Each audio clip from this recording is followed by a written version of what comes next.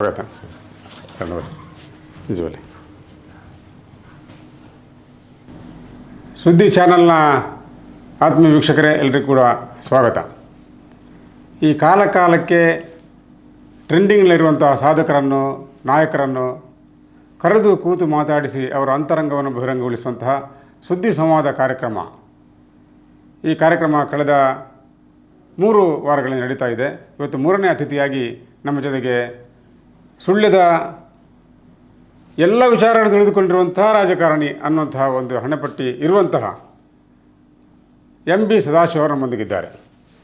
Sir, ನಿಮಗೆ ಆತ್ಮೀಯ ಸ್ವಾಗತ. ಧನ್ಯವಾದಗಳು.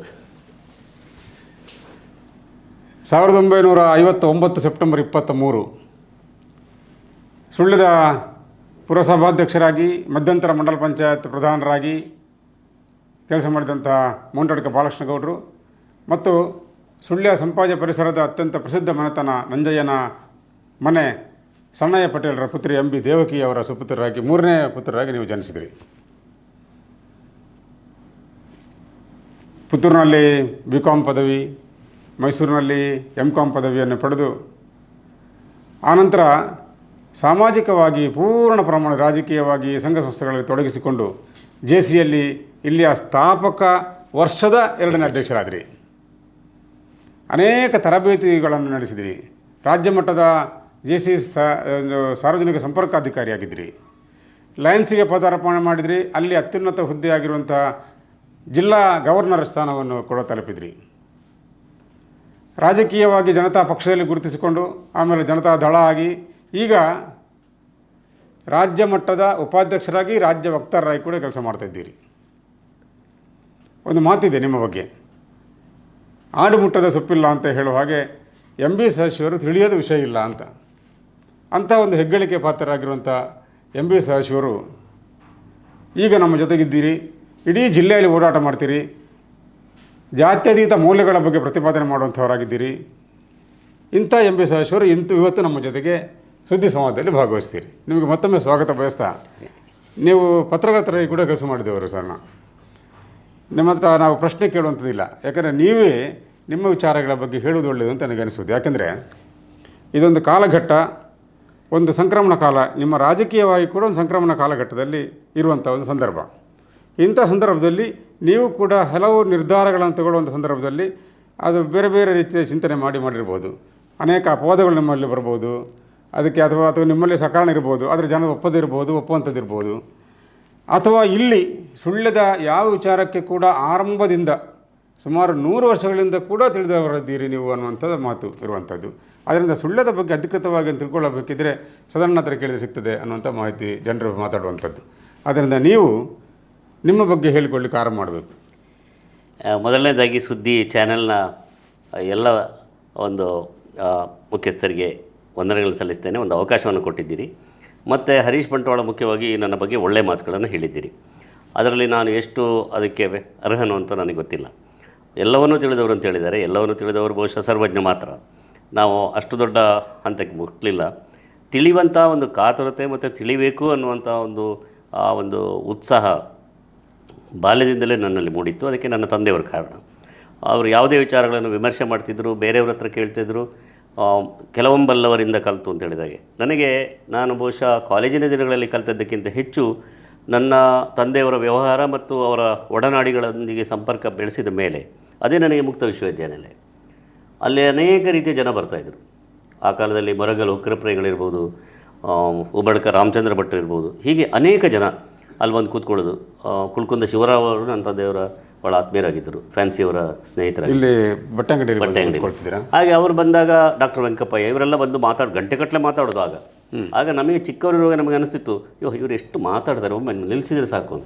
ಆದರೆ ಅದು ನಮ್ಮ ಮೇಲೆ ಎಷ್ಟು ಪ್ರಭಾವ ಬೀರಿತು ಅಂತ ಹೇಳಿದರೆ, ಈಗ ದೊಡ್ಡದಾದ ಮೇಲೆ ಅಂಥವ್ರು ಯಾರು ಸಿಗ್ತಾ ಇಲ್ಲಲ್ಲ, ಆ ಮಾಹಿತಿಗಳು ನಮಗೆ ಸಿಗ್ತಾ ಇಲ್ಲಲ್ಲ. ಅದು ಕಣಜಗಳು, ಮಾಹಿತಿಯ ಕಣಜಗಳೇ ಆಗಿತ್ತು. ಆ ರೀತಿಯ ಜನರನ್ನು ನೋಡಿ ಬೆಳೆದವನು ನಾನು. ಹಾಗಾಗಿ ನನಗೆ ಸಾಮಾಜಿಕ ಮೌಲ್ಯಗಳೇನು, ಸಮಾಜದಲ್ಲಿ ಹೇಗಿರಬೇಕು ಅನ್ನೋಂಥ ಪ್ರಭಾವ ಬೀರಿದಂಥ ಮಹಾನ್ ಚೇತನಗಳು. ದುರ್ದೈವವಶಾತ್ ಈಗ ಸಾಮಾಜಿಕ ಜಾಲತಾಣಗಳು ಇತ್ಯಾದಿಗಳು ಬಂದ ಮೇಲೆ ನಮಗೆ ಮೌಖಿಕವಾಗಿ ಮತ್ತು ಭೌತಿಕವಾಗಿ ಅಂಥ ಜ್ಞಾನಗಳು ಸಿಗ್ತಾ ಇಲ್ಲ. ಕೆಲವು ಸಿದ್ಧಪಡಿಸಿದ ನಿಮ್ಮ ಈ ಅಕ್ಷರಗಳ ಮೂಲಕ ಸಂವಾದ ನಡೆಸುವಂಥದ್ದು ನಡೀತಾ ಇರ್ತದೆ, ಅದಿರ್ತದೆ. ಆದರೆ ಮೌಖಿಕವಾಗಿ ಸಂವಾದ ನಡೆಸುವಂಥದ್ದು ಇರೋದಿಲ್ಲ.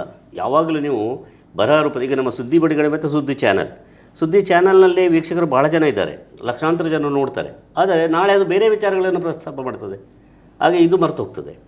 ನಿಮ್ಮ ಸುದ್ದಿ ಬಿಡುಗಡೆಯಲ್ಲಿ ಪತ್ರಿಕೆಯಲ್ಲಿ ಬಂದ ಅಕ್ಷರ ರೂಪದಲ್ಲಿ ಬಂದಂಥ ವಿಚಾರಗಳೇನಿವೆ ಅದು ಶಾಶ್ವತವಾಗಿ ಉಳಿತದೆ. ಹಾಗಾಗಿ ಯಾವಾಗಲೂ ಆ ಮೂಲಭೂತವಾಗಿ ಅಕ್ಷರದ ಮೂಲಕ ಹೊರಟದ್ದು, ಜ್ಞಾನದ ಮೂಲಕ ಬಂದದ್ದು ಅದು ಶಾಶ್ವತ. ಅಂಥ ಜ್ಞಾನವನ್ನು ಪ್ರತಿಯೊಬ್ಬರು ಪ್ರತಿ ಮೂಲಗಳಿಂದ ಸಂಗ್ರಹಿಸಬೇಕು ಅನ್ನೋದು ನನ್ನ ಪ್ರಾಮಾಣಿಕವಾದ. ರಾಜಕೀಯ ಚಟುವಟಿಕೆ ಆರಂಭವಾದ ಭಾರಿ ಸಣ್ಣ ಪ್ರಾಯದಲ್ಲಿ ಆರಂಭ ಮಾಡಿದ್ರಿ ಅದು ಅದಕ್ಕೆ ಹಿನ್ನೆಲೆ ಭಾಳ ಇದೆ.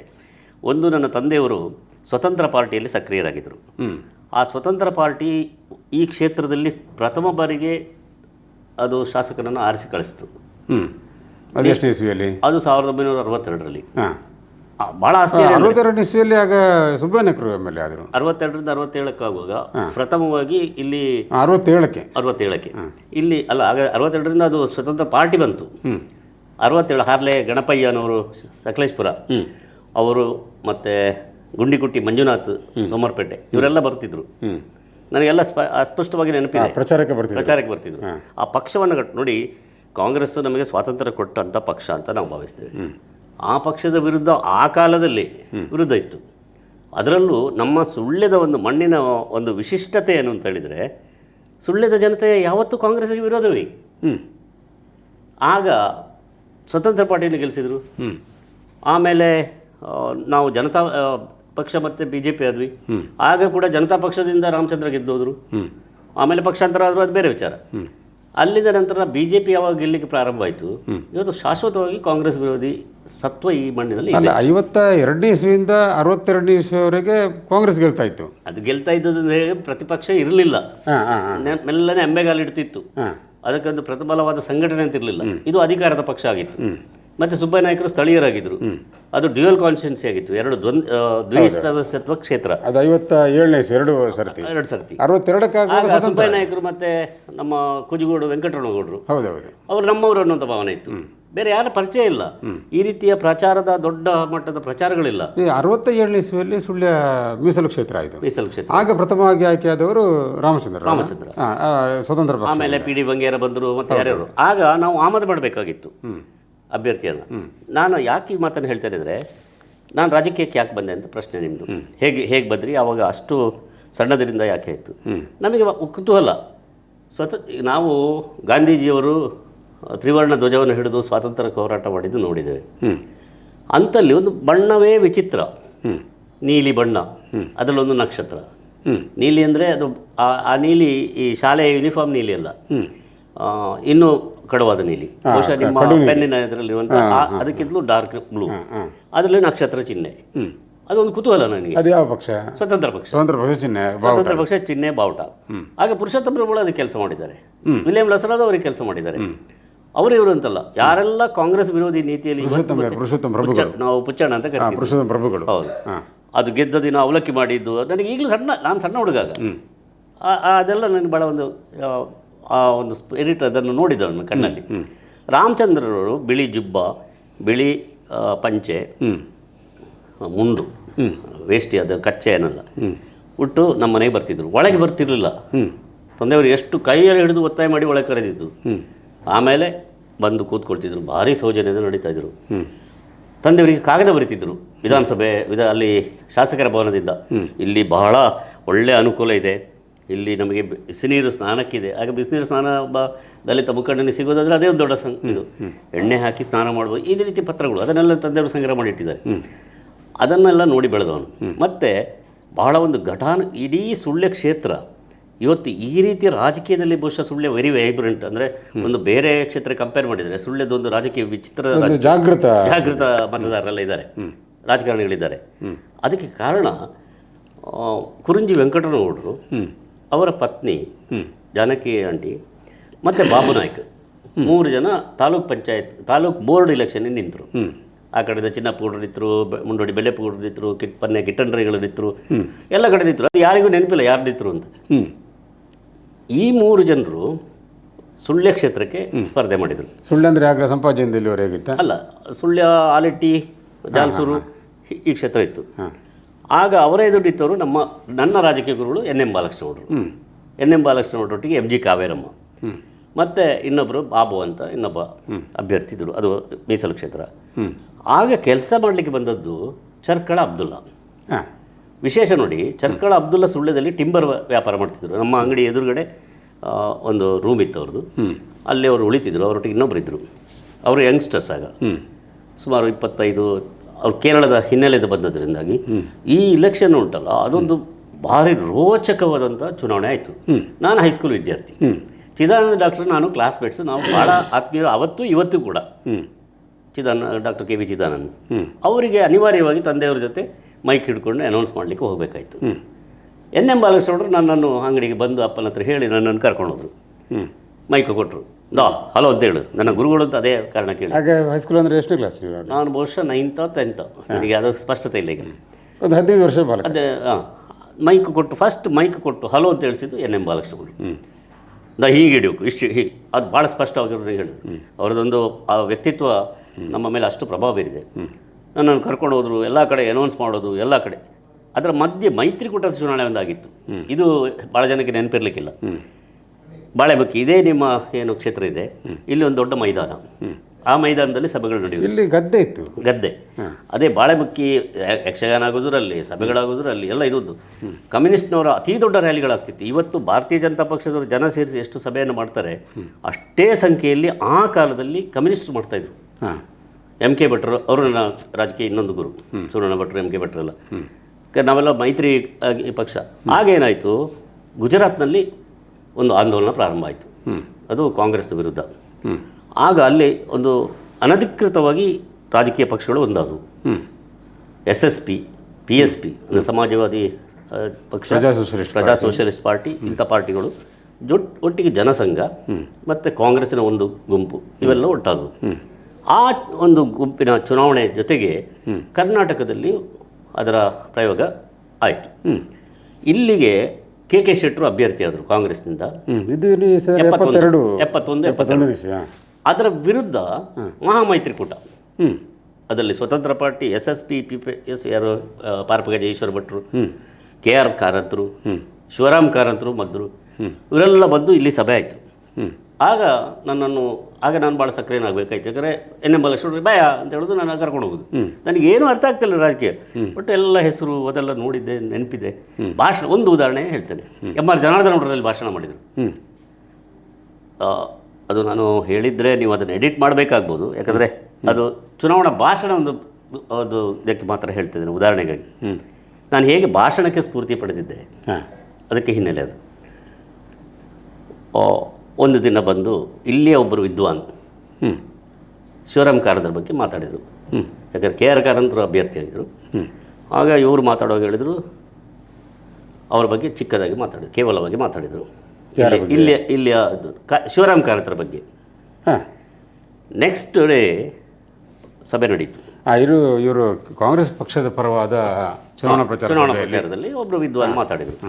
ಅದಕ್ಕೆ ನೆಕ್ಸ್ಟ್ ಡೇ ಈ ಸಭೆಯಲ್ಲಿ MR ಜನಾರ್ದನ ಹೇಳ್ತಾರೆ, ಶಿವರಾಮ್ ಕಾರಂತರ ಅಂದರೆ ಒಂದು ಸಾಗರ, ಅದನ್ನು ಅಳಿಲಿಕ್ಕೆ ಇಷ್ಟು ಚಿಕ್ಕ ಈ ಬಿದಿರಿದೊಂದು ಮಾನದಂಡ ಇದೆ ಅದಾ ಅಂತ ಕೇಳ್ತಾರೆ.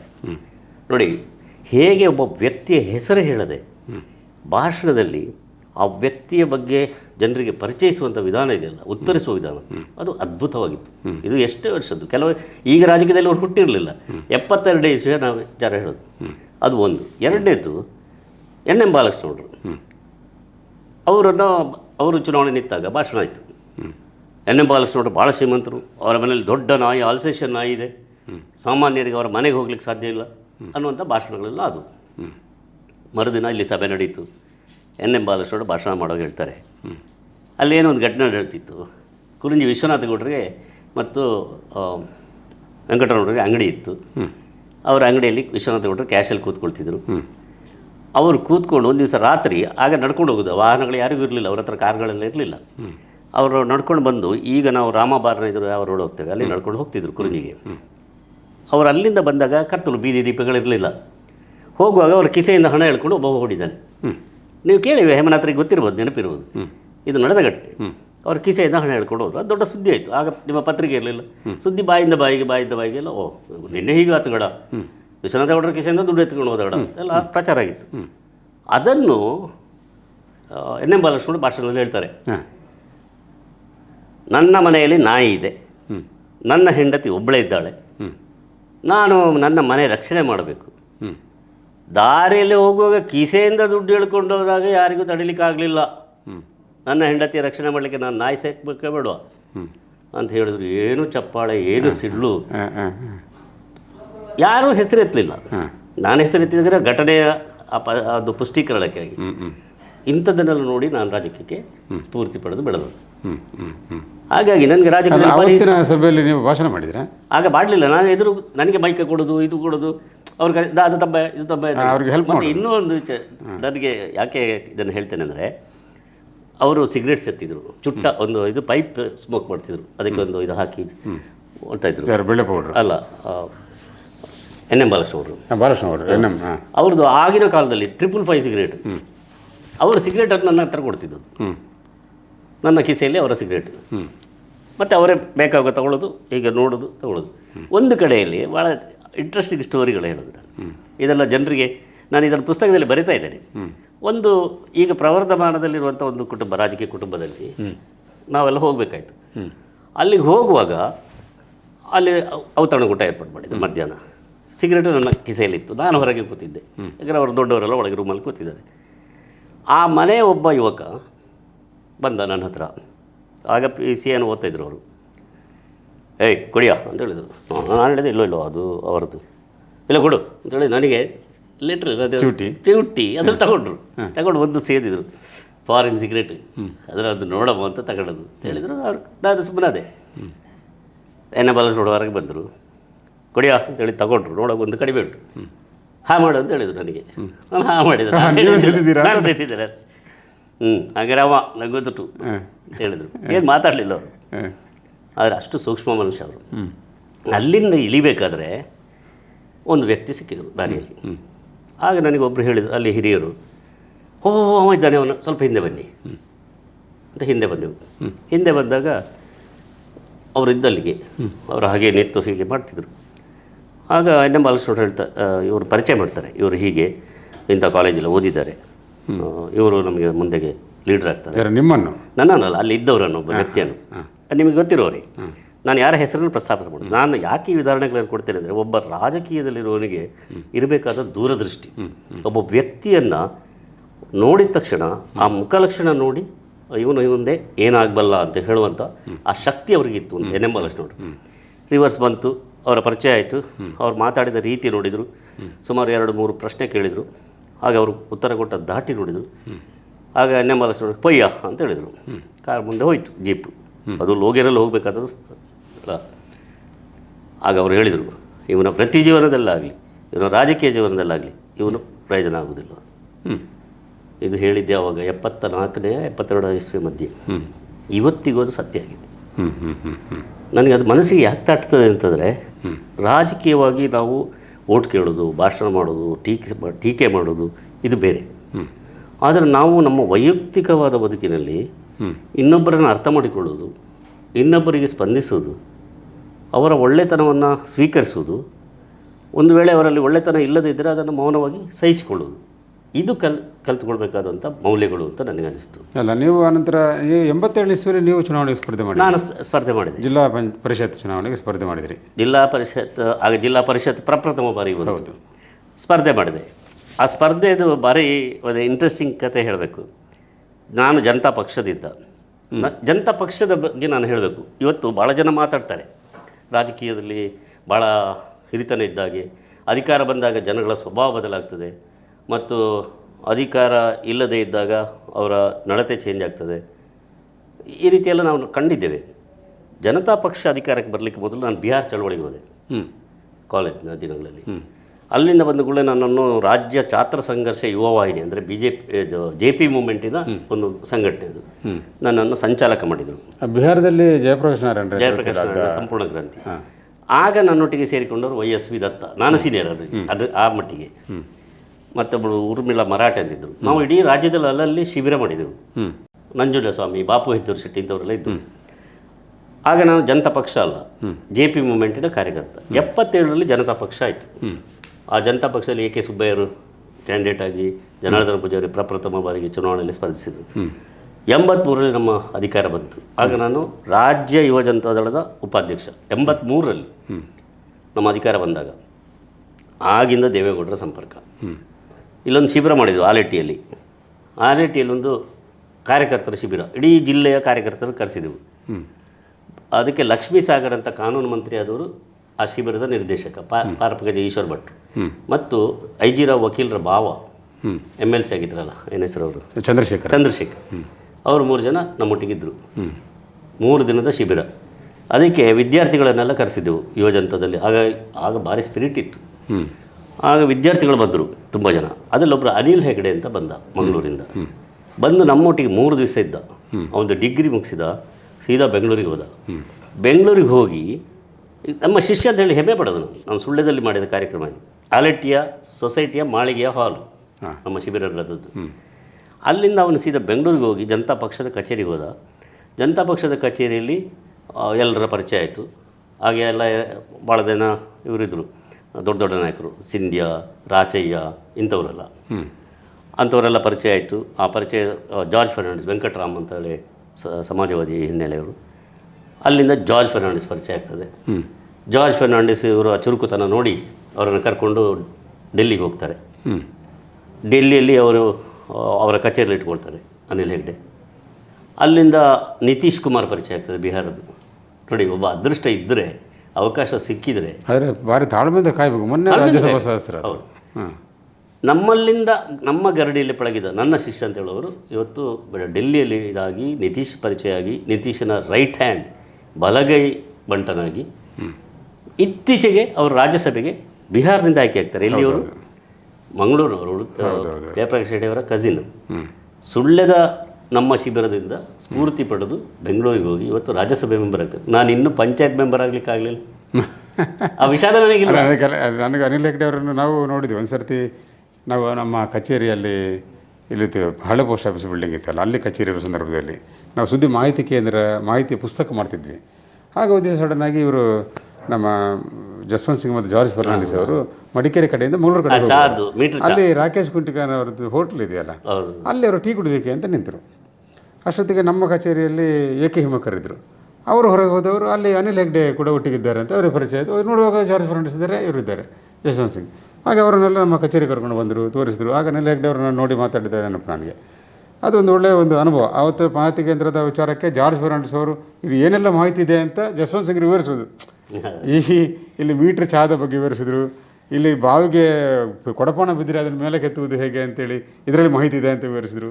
ಹೀಗೆ ಆ ವಿಷಯ ಅಲ್ಲ. ಆನಂತರ ನೀವು 87ರಲ್ಲಿ ಚುನಾವಣೆ ಸ್ಪರ್ಧೆ ಮಾಡಿದಾಗ ಇಲ್ಲಿ ಯಾರು ಕಾಂಗ್ರೆಸ್ಸಿಂದ ಕುಂಜಿಪಳ್ಳಿ ಅವರು, ಬಿಜೆಪಿಯಿಂದ ಡಿ ವಿ ಸದಾನಂದಗೌಡರು ಮತ್ತು ಜನತಾ ಪಕ್ಷದ ನೀವು. ಅದರ ರಿಸಲ್ಟ್ ಕೂಡ ಬರೀ ಹತ್ತಿರ ರಿಸಲ್ಟ್ ಇತ್ತು. ಅದರ ತಮಾಷೆ ಕೇಳಿ ನೋಡಿ, ಇಲ್ಲಿ ನಮ್ಮ ಸುಳ್ಳ್ಯದ ಎಲ್ಲ ವೀಕ್ಷಕರು ದಯವಿಟ್ಟು ಗಮನಿಸಿ ಕೇಳಿ. ನನ್ನ ಅನುಭವ, ಯಾರ ಬಗ್ಗೆಯೂ ನಾನು ಕೆಟ್ಟದಾಗಿ ಮಾತಾಡೋದಿಲ್ಲ. ಆ ಚುನಾವಣೆ ಭಾಳ ಒಂದು ಒಳ್ಳೆಯ ಚುನಾವಣೆ. ನಾನು ಅದುವರೆಗೆ ನಾನು CPM ಜೊತೆ ನಮ್ಮದು ಮೈತ್ರಿ ಇತ್ತು. ಸುಳ್ಯ ಪುರಸಭೆಯಲ್ಲಿ ಆಗಿರ್ಬೋದು ಮತ್ತು ಪ್ರತಿ ಪಾರ್ಲಿಮೆಂಟ್ ಎಲೆಕ್ಷನ್ನಲ್ಲಿ ಜನತಾ ಪಕ್ಷ ಮತ್ತು CPM ಒಟ್ಟಿಗೆ ಚುನಾವಣೆ ಕೆಲಸ ಮಾಡಿದ್ವಿ. ನಾನು MK ಭಟ್ರನ್ನು ಗುರುಸ್ತಾನ, ಭಾಳ ಒಳ್ಳೆಯ ವರ್ಕರ್. ಅವ್ರ ಬಗ್ಗೆ ನಾನು ಪುಸ್ತಕ ಉದುರಿದ ನಕ್ಷತ್ರಗಳು ಅಂತ, ಉದುರಿದ ನಕ್ಷತ್ರ ಅಂತೇಳಿ, ಕೆಂಪು ತಾರೆ ಅಂತೇಳಿ ನಾನು ಪುಸ್ತಕ ಬರೀಲಿಕ್ಕೆ ನನಗೆ ಒಬ್ಬರು ಕೊಂಡಜ್ಜಿ ಬಸಪ್ಪ ಅಂತ ನಿಮ್ಗೆ ಕೇಳಿದ್ರು. ಅವ್ರ ಮಗ ಕೊಂಡಜ್ಜಿ ಮೋಹನ್ ಅವರು ನನ್ನನ್ನು ಕೇಳ್ಕೊಂಡಿದ್ದಾರೆ. ನಾನು ಅದರ ಬಗ್ಗೆ ಕೆಲಸ ಮಾಡ್ತಾ ಇದ್ದೇನೆ. MK ಭಟ್ರ ಬಗ್ಗೆ ಒಂದು ಪುಸ್ತಕ ಬರೀಬೇಕು. ಆದರೆ ನನಗೆ ಆ ಚುನಾವಣೆಯಲ್ಲಿ ಕಮ್ಯುನಿಸ್ಟ್ನವರು ನನ್ನ ವಿರುದ್ಧ ನಿಂತರು. ಯಾವುದೋ ಒಂದು CA ಬ್ಯಾಂಕ್ ಇಲೆಕ್ಷನ್ನ ಹಿನ್ನೆಲೆಯಲ್ಲಿ ನನ್ನ ಎದುರು ಜನತಾ ಪಕ್ಷ ಅಂತ ಹೇಳಿಕೊಂಡಂಥ ಒಬ್ಬ ಸಾಮಾನ್ಯ ಕಾರ್ಯಕರ್ತರನ್ನು ಬಂಡಾಯ ಅಭ್ಯರ್ಥಿಯಾಗಿ ನಿಲ್ಲಿಸಿ ಸುಮಾರು 90-100 ಚಿಲ್ಲರೆಯನ್ನು ಓಟ್ ಹಿಡಿದ್ರು. ಆ ಚುನಾವಣೆಯಲ್ಲಿ ನನಗೆ ಬಹಳ ಭರವಸೆ ಇದ್ದದ್ದು ಅರಂತೋಡು ಉಬರಡ್ಕ ಕ್ಷೇತ್ರದಲ್ಲಿ. ಯಾಕಂದರೆ ಉಬರಡ್ಕದಲ್ಲಿ ಹೈಯೆಸ್ಟ್ ವೋಟ್ ನಾನು ಪಡೆದಿದ್ದೇನೆ. ಅರಂತೋಡ್ನಲ್ಲಿ ಸೇತುವೆ ಆಗಲಿಕ್ಕೆ ನಮ್ಮ ಬಹಳ ದೊಡ್ಡ ಕೊಡುಗೆ ಇದೆ. ದೇವೇಗೌಡರು ಕರ್ಕೊಂಡೋಗಿ ಆ ಸೇತುವೆ ಮಾಡಿಸಿದ್ದು. ಸೇತುವೆ ಇನಾಗ್ಯುರೇಷನಿಗೆ SM ಅಹ್ಮದ್ ನಾವು ಶಾಮಿಯಾನದಿಂದ ಹಿಡಿದು ಬ್ಯಾಂಡ್ ಬಾಲಕದಿಂದ ಹಿಡಿದು ಆಗ ಫ್ಲೆಕ್ಸ್ಗಳೆಲ್ಲ ಇರಲಿಲ್ಲ, ಬ್ಯಾನರ್ ಬರ್ಸಿದ್ರು, ಎಲ್ಲ ಖರ್ಚುಗಳು ನಾವು ಮಾಡಿದ್ದೇವೆ. ಆ ಏರಿಯಾದಲ್ಲಿಂದ ನಮಗೆ ಜಾಸ್ತಿ ಓಟ್ ಬರ್ಬೋದು ಅಂತ ತಿಳ್ಕೊಂಡಿದ್ದೀನಿ. ನಾನು ಕೆಲವೇ ಓಟ್ಗಳಲ್ಲಿ ಸೋತೆ. ಡಿ ವಿ ಸದಾನಂದ ಅವರು ಸೋತರು. ನನ್ನ ಪಕ್ಷ ಆಮೇಲೆ ಒಡೆದು ಕ್ಷೀಣ ಆಗ್ತಾ ಬಂತು. ಭಾರತೀಯ ಜನತಾ ಪಾರ್ಟಿ ಬೆಳೀತಾ ಬಂತು. ಡಿ ವಿ ಸದಾನಂದರು ಮುಖ್ಯಮಂತ್ರಿ ಆದ್ದು ಒಂದಿನ. ನಮಗೆ ಸಂತೋಷ ಆಯಿತು. ನಮ್ಮ ಸಂಬಂಧಿಕರು ಹೌದು, ನಮ್ಮ ಊರಿನವರು ಹೌದು, ಅವರು ಮುಖ್ಯಮಂತ್ರಿ ಆದರು. ಅದರ ಮರುದಿನ ಒಬ್ಬ ವ್ಯಕ್ತಿ ಬರ್ತಾರೆ ನನ್ನ ಹತ್ರ, ಬಂದು ಹೇಳ್ತಾರೆ, ಅರಂತೋಡ್ನವರು, ಅಣ್ಣ ಎಂತ ಮಾರ್ರೆ ಏನಂತ, ಡಿ ವಿ ಸದಾನಂದ ಮುಖ್ಯಮಂತ್ರಿ ಆದ. ಹೌದು, ನಮಗೆ ಖುಷಿ ನಮ್ಮವು ಅಂತ ಹೇಳಿದೆ ನಾನು. ಆಗ ಅವ್ರು ಹೇಳ್ತಾರೆ, ಅಲ್ಲ ನಿಮ್ಮ ಜಿಲ್ಲಾ ಪಂಚಾಯತ್ ಓಟ್ಲಿ ಆ ಟ್ರೇನ್ 25 ಓಟದ ಕಟ್ಟು ನಾನೇ ತೆಗೆದು ಆಚೆ ಹಾಕಿದಣ್ಣ. ಯೋಚನೆ ಮಾಡಿ, ಆಗೆಲ್ಲ ರೋಲ್ ಮಾಡೋದು, EVM ಮೆಷಿನ್ ಅಲ್ಲ, ಯಾರಿಗೆ ಎಷ್ಟು ಬಿತ್ತು ಒಂದೊಂದು ಟ್ರೇಗೆ ಹಾಕೋದು, ಟ್ರೇಗೆ ಹಾಕಿ ಅದಕ್ಕೆ ರಬ್ಬರ್ ಬ್ಯಾಂಡ್ ಹಾಕೋದು, ರಾಶಿ ಹಾಕೋದು, ಆಮೇಲೆ ಅದನ್ನು ಮಾತ್ರ ಲೆಕ್ಕ ಮಾಡೋದು. ಅಲ್ಲ, ಒಟ್ಟು ಟೋಟಲ್ ಮಾಡ್ಲಿಕ್ಕೆ ಉಂಟಲ್ಲ. ಟೋಟಲ್ ಮಾಡಲಿಕ್ಕಿದ್ರೆ ಅಷ್ಟರಲ್ಲಿ ನಾವು ಏಜೆಂಟ್ಗಳಲ್ಲಿ ಇರಬೇಕಲ್ಲ. ನಾವು ಇಲ್ಲಿಂದ ನೋಡಿದ್ದು ಆಚೆಗೆ ಹೋದೆವು, ಅವರು ಯಾರು ಹೋಗ್ತಿರ್ಲಿಲ್ಲ. ಇದು ಅವರ ಹೆಸರು ಬೇಕಾದ್ರೆ ನಾನು ಹೇಳ್ತೇನೆ, ಇಂಥವ್ರು ಹೇಳಿದ್ದು ಅಂತ. ಅವ್ರು ಹೇಳ್ತಾರೆ, 25ರ ಒಂದು ಕಟ್ಟು ನಾನೇ ತೆಗೆದು ಆಚೆ ಹಾಕಿಕೊಡೋಣ. ಪುತ್ತೂರಲ್ಲಿ ಅದೇ ನಡೆದಿದ್ದು, ನಿಮ್ಗೆ ಗೊತ್ತಿರಬೇಕು. ಒಂದು ವೇಳೆ ಆ ಚುನಾವಣೆಯಲ್ಲಿ ನೀವು ಗೆಲ್ತಿದ್ರೆ ನಿಮ್ಮ ರಾಜಕೀಯ ಭವಿಷ್ಯ ಬೇರೆ ಆಗ್ತಿತ್ತು. ಅದನ್ನು ಆತ ವಿಷಾದದಲ್ಲಿ ಹೇಳಿದ್ದು. ಅವರು ನನ್ನ ಮೇಲೆ ಪ್ರೀತಿ ಇಟ್ಟು ಹೇಳಿದ್ದು, ನಾವು ಈ ಥರ ಮಾಡಿದೋಣ, ಈಗ ಅವು ಅಲ್ಲಿಗೆತ್ತಿದ್ದೋ ನಮಗೆ ಬೇಜಾರದೆ, ಎಷ್ಟೋ ವರ್ಷ ಮೇಲೆ ಅದು ಎಷ್ಟೋ ವರ್ಷ. ಹಾಗೆ ಹೇಗೆ ಆಗಬೇಡ ಒಬ್ಬರಿಗೆ. ರಾಜಕೀಯದಲ್ಲಿ ನಾನು ಒಂದು ಮೌಲ್ಯಾಧಾರಿತ ರಾಜಕಾರಣ. ನಮಗೆ ರಾಮಕೃಷ್ಣ ಹೆಗಡೆಯವರನ್ನು ಆ್ಯಕ್ಚುಲಿ ಆಗ ದೇವೇಗೌಡರು ಮುಖ್ಯಮಂತ್ರಿ ಆಗಬೇಕಿತ್ತು 83ರಲ್ಲಿ. ಈಗ ಅವ್ರ ಪಕ್ಷ ಕಟ್ಟಿ ಅವ್ರು ಗೆದ್ದು ಎಲ್ಲ ಆಗಿ ಬಂಗಾರಪ್ಪನವರ ಕ್ರಾಂತಿರಂಗ ನಮ್ಮ ಜೊತೆ ಕೆಲಸ ಮಾಡಿದ್ರು. ಬಂಗಾರಪ್ಪನವರು ನನಗೇ ಕೊಡಬೇಕು ಅಂತ ಹಠ ಹಿಡಿದ್ರು. ಆ ಸಂದರ್ಭದಲ್ಲಿ ದೇವೇಗೌಡರು ಮತ್ತು ಬಂಗಾರಪ್ಪನ ಮಧ್ಯೆ ಯಾರೋ ತಂದಿಟ್ಟು ಅದು ರಾಜಕೀಯ ಬೇರೆ. ಅವರನ್ನು ರಾಜಿ ಮಾಡಲಿಕ್ಕೆ ಅಂತ ಹೇಳಿ ರಾಮಕೃಷ್ಣ ಹೆಗಡೆಯವರು ಡೆಲ್ಲಿಯಿಂದ ಬಂದರು. ಅವರು ನಮ್ಮ ರಾಷ್ಟ್ರೀಯ ಕಾರ್ಯದರ್ಶಿ ಆಗಿದ್ದರು. ಅವರು ಬಂದು ಇಬ್ಬರನ್ನು ಸರಿ ಮಾಡಲಿಕ್ಕೆ ಹೋಗಿ ಕಡೆಗೆ ಅವರೇ ಮುಖ್ಯಮಂತ್ರಿ ಆಗುವಂಥ. ಅದೇ ಒಂದು ಮಣಿಪಾಲದ ವ್ಯಾಲ್ಯೂ ಹೋಟೆಲಿಂದ ಬ್ಯಾನರ್ಗೆ ಹಾರಿದ್ರು. ಅದು ನಮಗೆ ಗೊತ್ತಿರೋ ವಿಚಾರ. ಅದ್ರ ಬಗ್ಗೆ ಈಗ ರಾಷ್ಟ್ರೀಯ ಅಧ್ಯಕ್ಷರು ಚಂದ್ರಶೇಖರ್ ಇದ್ರು, ಅವರೇ ರಾಷ್ಟ್ರೀಯ ಅಧ್ಯಕ್ಷ ಚಂದ್ರಶೇಖರ್ ಇದನ್ನು ಒಂದು ರಾಜಿ ಸಂಧಾನ ಅಂತ ಮಾಡಿ ಅವರಿಗೆ ಮಾಡಿದರು. ಆದ್ದರಿಂದ ರಾಮಕೃಷ್ಣ ಹೆಗಡೆಯವರು ಬಂದರು. ಆದರೆ ನಮಗೆ ರಾಮಕೃಷ್ಣ ಹೆಗಡೆಯವರು ಆ 83ರಲ್ಲಿ ಅವರು ಮುಖ್ಯಮಂತ್ರಿ ಆದ್ದರಿಂದ ಈ ರಾಜ್ಯದಲ್ಲಿ ಒಂದು ಒಳ್ಳೆಯ ವಾತಾವರಣ ನಿರ್ಮಾಣ ಆಯಿತು. ಅವರ ಅದಕ್ಕೊಂದು ರೂಪವನ್ನು ಕೊಟ್ಟರು. ಕಾಂಗ್ರೆಸ್ಸೇತರ ಸರ್ಕಾರ ಹೀಗಿರ್ತದೆ ಅನ್ನುವಂಥ ಒಂದು ಸ್ಪಷ್ಟತೆ ಕೊಟ್ಟರು. ಅದರಲ್ಲಿ ಮೌಲ್ಯಾಧಾರಿತ ರಾಜಕಾರಣ ಅಂತ ಅವರೊಂದು ಶಬ್ದವನ್ನು ಟಂಕಿಸಿದರು. ಆ ಮೌಲ್ಯಾಧಾರಿತ ರಾಜಕಾರಣ ಅನ್ನುವಂಥ ಸ್ಫೂರ್ತಿ ಪಡೆದ ನನ್ನಂಥ ಅಥವಾ ಅನಿಲ್ ಹೆಗಡೆ ಅಂತವರು 100 ಮಂದಿ ಸೃಷ್ಟಿಯಾದರು. ನಾವು ಸುಳ್ಳ್ಯದಲ್ಲೇ ನಾನು ಕೆಲವು ಹೆಸರು ಹೇಳಬಲ್ಲೆ. ಬಾಳಿಲದಲ್ಲಿ ಡಾಕ್ಟರ್ ಪ್ರಸಾದ್, ಶಂಕರಮೂರ್ತಿ ಇದಾರಲ್ಲ, ಬಾಳಿಲ ಅವರ ಹಸ್ಬೆಂಡ್, ಅವರ ಇದನ್ನು ಅಂಥವ್ರು ಎಷ್ಟು ಹುಡುಗರು ಕೆಲಸ ಮಾಡ್ತಿದ್ರು ನಮ್ಮ ಪಕ್ಷಕ್ಕೆ ಅಂತ ಹೇಳಿದರೆ, ಜೀವ ಬಿಟ್ಟು ಕೆಲಸ ಮಾಡೋಂಥ ಹುಡುಗರ ತಂಡ ಸೃಷ್ಟಿಯಾಗಿತ್ತು. ಅದರ ಪರಿಣಾಮವಾಗಿ ಮಂಡಲ ಪಂಚಾಯತ್ ಬಂದಾಗ ಸುಳ್ಯ ತಾಲೂಕಿನ 15ರಲ್ಲಿ ಒಂದು BJP ಜಾಲ್ಸೂರು ಉಪೇಂದ್ರ ಕಾಮತ್ರ ನೇತೃತ್ವದಲ್ಲಿ, ನಮ್ಮ ದಿವಾಕರ್ ನೇತೃತ್ವದಲ್ಲಿ ಒಂದು ಕಾಂಗ್ರೆಸ್ ಇತ್ತು, ಒಂದು ಕಾಂಗ್ರೆಸ್, ಉಳಿದೆಲ್ಲ ಜನತಾ ಪಕ್ಷ. ಬೆಳ್ಳಾರೆ ಅಂತ ಒಂದು ಗಟ್ಟಿ ಕ್ಷೇತ್ರ ಕಾಂಗ್ರೆಸ್ ಇತ್ತು. ಅಲ್ಲಿ ನಾವು ಗೆದ್ದು ಬಂದ್ವಿ. ಜಯಸೂರ್ಯ ರೈ, ಮಠದ ಕೇಶವ ಭಟ್, ಇಂಥದ್ದೆಲ್ಲ. ಹಾಗೆ ಜನತಾ ಪಕ್ಷ, ನಾನು ಆಗಲೇ ಹೇಳಿದ್ದಕ್ಕೆ ಮತ್ತೆ ಪೂರಕವಾಗಿ, ಈ ಮಣ್ಣಿನಲ್ಲಿ ಕಾಂಗ್ರೆಸ್ ವಿರೋಧಿ ಅಲೆ ಅದು ಮೊದಲು ಇತ್ತು, ಈಗಲೂ ಇದೆ, ಬಹುಶಃ ಮುಂದೆ ಇರುವುದು. ಕಾರಣ ಏನೋ ನಾನು ವಿಶ್ಲೇಷಣೆ ಮಾಡಲಿಕ್ಕೆ ಹೋಗೋದಿಲ್ಲ. ಆ ರೀತಿಯ ಒಂದು ಘಟನಾವಳಿಗಳು ನಡೆದಿವೆ. ನನಗೆ ಸಮಾಧಾನ ರಾಜಕೀಯದಲ್ಲಿ ಇದ್ದೇನೆ ಅಂತಂದರೆ, ನಮ್ಮದು ಮೌಲ್ಯಾಧಾರಿತ ರಾಜಕಾರಣದ ಪ್ರತಿಪಾದನೆಯ ಜೊತೆ ರಾಜಕೀಯ ಮಾಡಿದ್ದೇವೆ. ಅಲ್ಲ, ಆದರೆ ಈ ಆಗಲೇ ನೀವು ಹೇಳಿದ್ರಿ, ಒಂದು ಈಗ BJP ಅವರು ಒಂದು ಕೂಕಲು ಹಾಕಿದರೆ ಜನ ಹೇಗೆ ಸೇರ್ತಾರೋ ಅದೇ ಹಿಂದೆ ಕಮ್ಯುನಿಸ್ಟ್ ಅವರು ಕೂಕಲು ಹಾಕಿದ್ರು ಜನ ಸೇರ್ತಿದ್ರು ಅಂತ. ಆ ಕೆಂಪು ಸುಳ್ಳೆ ಇದ್ದದ್ದು ಕೇಸರಿ ಸುಳ್ಳೆ ಆಗಿ ಪರಿವರ್ತನೆ ಆದ ಬಗ್ಗೆ ಹೇಗೆ? ಅದು ಅಲ್ಲಿ ಬಹುಶಃ CPM ಅವರ ಧೋರಣೆಗಳು ಬದಲಾಗಲಿಲ್ಲ. ಇನ್ಕ್ವಿಲಾಬ್ ಜಿಂದಾಬಾದ್ ಅನ್ನುವಂಥ ಘೋಷಣೆಗಳು ಬದಲಾಗಲಿಲ್ಲ. ಜನರ ಭಾವನೆಗಳಿಗೆ ಸರಿಯಾಗಿ ಅವರು ಬದಲಾಗಲಿಲ್ಲ. ಅವರು ತತ್ವ ಸಿದ್ಧಾಂತಗಳೊಂದಿಗೆ ರಾಜಿ ಮಾಡಿಕೊಳ್ಳಿಲ್ಲ. ನನಗೆ ಸರಿಯಾಗಿ ನೆನಪಿದೆ, ಇಲ್ಲಿ ಭಾರತೀಯ ಜನತಾ ಪಾರ್ಟಿಯ ನಾಯಕರು ಗಮನ ಇಟ್ಟು ಕೇಳಬೇಕು. 89ನೇ ಇಸ್ವಿಯಲ್ಲಿ ಜನತಾ ಪಕ್ಷ ಒಡೀತು, ಮತ್ತೆ ಬಾಣದ ಗುರುತಾಯಿತು. ಬಹುಶಃ ಜಾಕಿಯವರೆಲ್ಲ ಬಾಣದ ಗುರುತಲ್ಲಿದ್ದವರು.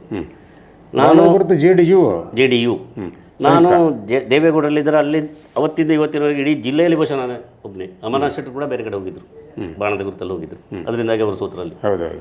ನಾನು JDU ಹೋಗಲಿಲ್ಲ, ಜನತಾ ಪಕ್ಷ, ದೇವೇಗೌಡರ ಒಳಗೆ ಸಮಾಜವಾದಿ ಜನತಾ ಪಕ್ಷ ಅಂತ ಹೆಸರು, ಅದರಲ್ಲಿ ಉಳ್ಕೊಂಡೆ. SJP ಒಂದು ಟ್ರ್ಯಾಕ್ಟರ್ ಚಿಹ್ನೆ ಇತ್ತು.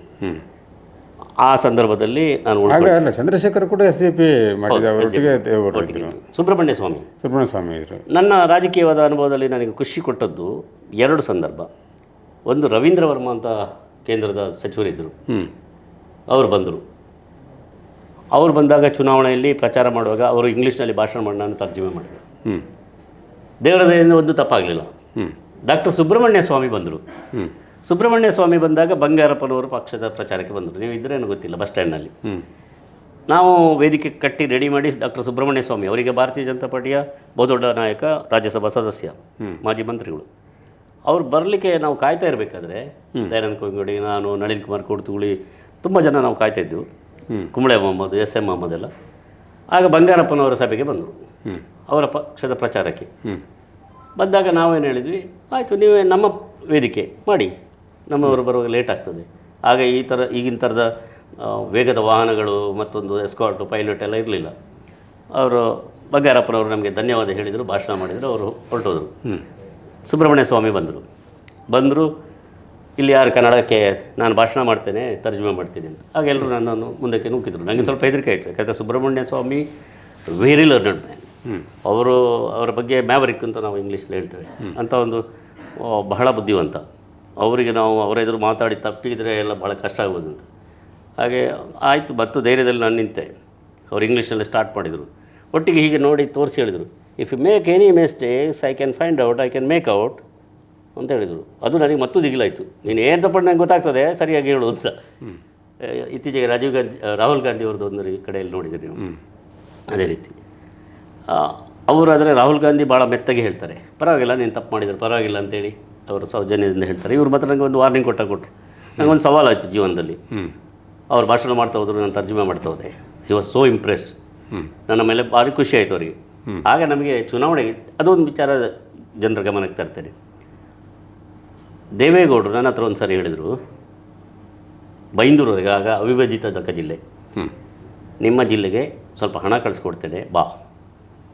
ನಾನು ಅಪ್ಪನ ಹತ್ರ ಅಂಬಾಸಡರ್ ಕಾರ್ ಇತ್ತು, 10-17 ನಂಬರ್. ನಾನು ಮತ್ತು ಕುಂಬಳೆ ಮೊಹಮ್ಮದ್ ಹೋದೆವು. ಹೋಗಿ ಅದನ್ನು ತೊಗೊಂಡು ಬಂದೆವು. ಮೈಸೂರಿನಲ್ಲೆಲ್ಲ ಕೊಟ್ಟರು.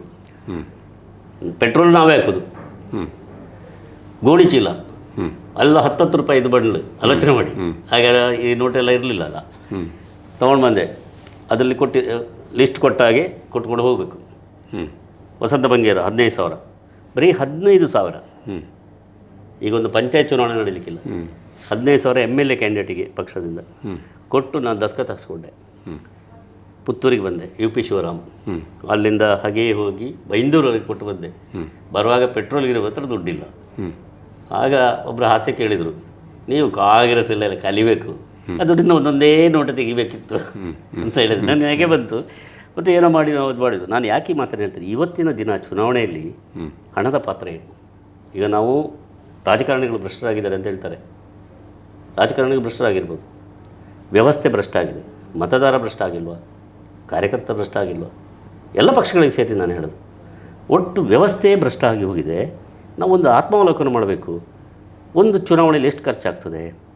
ನಾವು TN ಶೇಷನ್ ಇದ್ದಾಗ GVJರ ಚುನಾವಣೆ, ನಾನು ಚೀಫ್ ಇಲೆಕ್ಷನ್ ಏಜೆಂಟ್ GVJರಿಗೆ. GVJರಲ್ಲಿ ಬಂದದ್ದೇ ಕಡಿಮೆ, ಸಂಪೂರ್ಣವಾಗಿ ಚುನಾವಣೆಯನ್ನು ನೋಡಿಕೊಂಡದ್ದು ನಾನು. ನನಗೆ ಅದೊಂದು ಲೈಫ್ ಟೈಮ್ ಎಕ್ಸ್ಪೀರಿಯನ್ಸ್. ಆಮೇಲೆ ನಾನು AK ಸುಬ್ಬಯ್ಯರಿಗೂ ಕೂಡ ಚುನಾವಣಾ ಏಜೆಂಟ್ ಆಗಿದ್ದೆ. ರಮೇಶ್ ಅಂತೇಳಿ ಇನ್ನೊಬ್ಬರು ಇದ್ದರು, ಅವರು MP ಒಟ್ಟಿಗೆ ನಿಂತಾಗ 96ರಲ್ಲಿ. ಆ 96ರಲ್ಲಿ ಚುನಾವಣೆಗೆ ನಾವು 1,80,000 ಮತಗಳನ್ನು ಪಡೆದು ಕೇವಲ 14,000 ಮತದಲ್ಲಿ ಧನಂಜಯ ಕುಮಾರ್ ಗೆದ್ದುದು. 14,000 ಓಟಲ್ಲಿ. ಇವತ್ತು ಅವ್ರದ್ದು ಲೀಡ್ 2.5 ಲಕ್ಷಕ್ಕೆ ಹೋಗಿರ್ಬೋದು. ಆಗ 14,000ಕ್ಕೆ ಅವರು ನಿಲ್ಲಿಸಿದ್ದು ನಾವು ಜನತಾ ಪಕ್ಷ ಆಗಿತ್ತು. ಜನತಾ ಆಗ ತ್ರಿಕೋನ ಸ್ಪರ್ಧೆ ನಡೀತು. ತ್ರಿಕೋನ ಸ್ಪರ್ಧೆ ಕಾಂಗ್ರೆಸ್ಸಿಂದ ಜನಾರ್ದನ ಪೂಜಾರಿ, ಧನಂಜಯ ಕುಮಾರ್ ಮತ್ತು ತುಂಬ ಜನ ಇದ್ರು. ಅದಕ್ಕಿಂತ ಮೊದಲೊಮ್ಮೆ ಮೊಹಮ್ಮದ್ ಹುಸೇನ್ ಕೂಡ ನೆನಪು ಮಾಡಲಿಕ್ಕೆ ಪಕ್ಷೇತರಾಗಿ ತುಂಬ ಜನ ಇದ್ರು, 14 ಜನ. ಅದರಲ್ಲಿ ನಾನೊಬ್ಬ. ಆದರೆ ನನಗೊಂದು ಅದು ಅನುಭವ ಕೊಟ್ಟಿತ್ತು.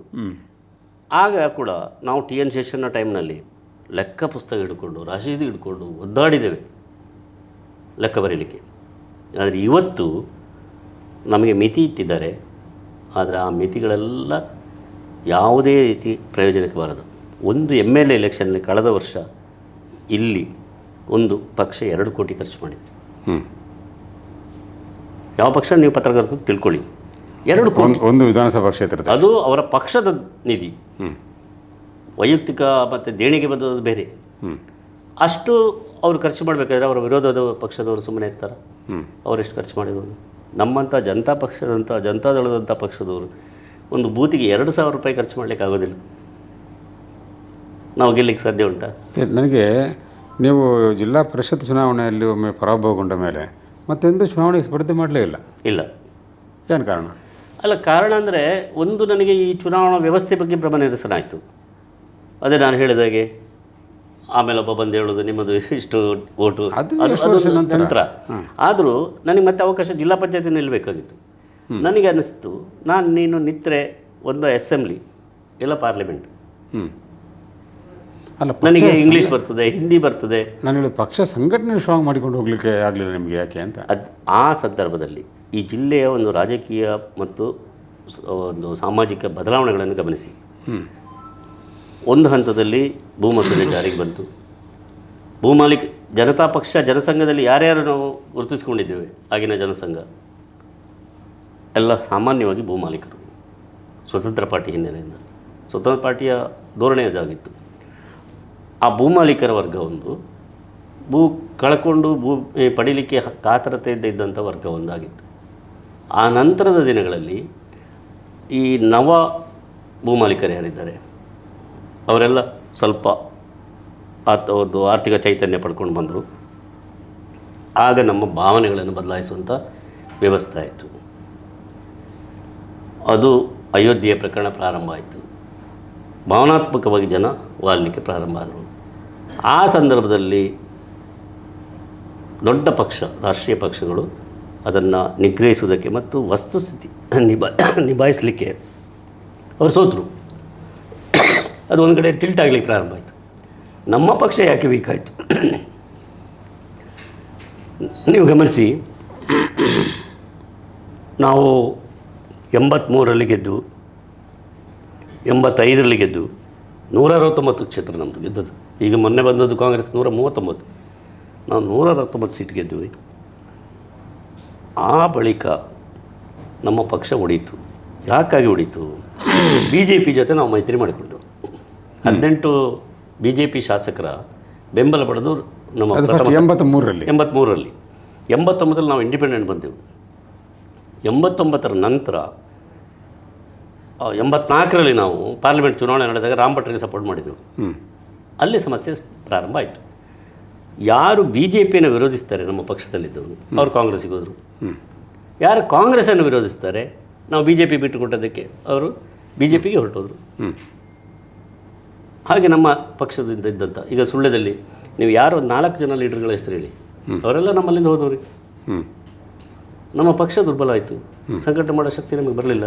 ಮೊನ್ನೆ SN ಮನ್ಮಥರವರು ಸಂದರ್ಶನ ಹೇಳ್ತಾ ಇದ್ರು, ನಮ್ಮನ್ನು ರಾಜಕೀಯ ತಂದದ್ದೇ MB ಸದಾಶಿವರು ಅಂತ. ಅಲ್ಲ, ಆನಂತರ 91ರ ಘಟನೆ ನಂತರ ಅವರು BJP ಬೆಳೀತು. ಮತ್ತು BJPಯಲ್ಲಿ ಒಂದು ನಾವು ಮೆಚ್ಚಬೇಕಾದದ್ದು, ಅವರಲ್ಲಿ ಹೊಸ ಜನರನ್ನು ತಯಾರು ಮಾಡ್ತಾರೆ. ಹೊಸ ಜನರನ್ನು ಅಧಿಕಾರ ಕೊಟ್ಟು ಪ್ರಯೋಗ ಮಾಡ್ತಾರೆ.